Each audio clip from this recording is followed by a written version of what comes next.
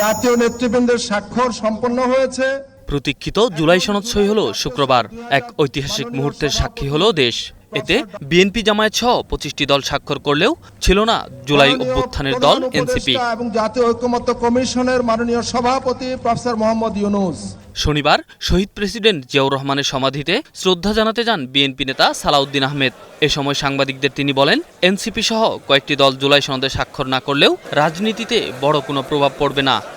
আমাদের আগামী নির্বাচনের জন্য এটা বড় কোনো প্রভাব ফেলবে না। আমরা মনে করি সহনশীলতা সবার মধ্যে আসবে। হয়তো তাদের কিছু দাবি দেওয়া আছে, সেটা সরকারের সাথে আলাপ আলোচনা করবে। এক পর্যায়ে তারাও জুলাই সনদে স্বাক্ষর করবে বলে আমরা বিশ্বাস করি।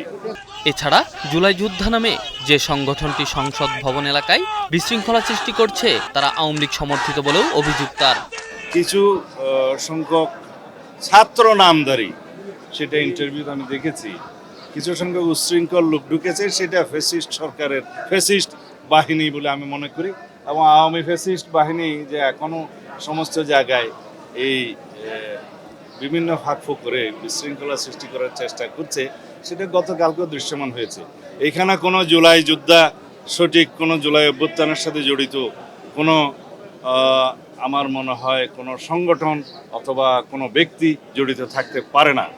বিএনপির মহাসচিব মির্জা ফখরুল ইসলাম আলমগীর জানান, স্বাক্ষরিত জুলাই সনদ রাজনীতিকে আরও স্বচ্ছ করবে এবং শক্তিশালী করবে গণতন্ত্রকে।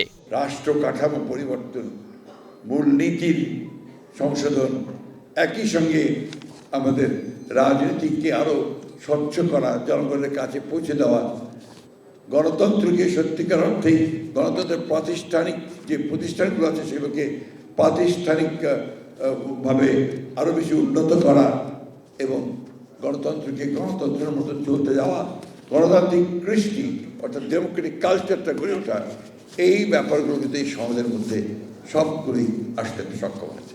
পাশাপাশি আগামী নির্বাচনকে অর্থবহ ও শান্তিপূর্ণ করতে ছোটখাটো মতভেদ ভুলে সবাইকে একসঙ্গে কাজ করার আহ্বানও তার। আসুন আগামী নির্বাচন আমরা সেইভাবে আমাদের দূরত্বকে দূর করে আমরা আমাদের নির্বাচনটাকে একটা সত্যিকার অর্থেই একটা অর্থপূর্ণ নির্বাচনে পরিণত করি। Enamul Haque, star news, Dhaka.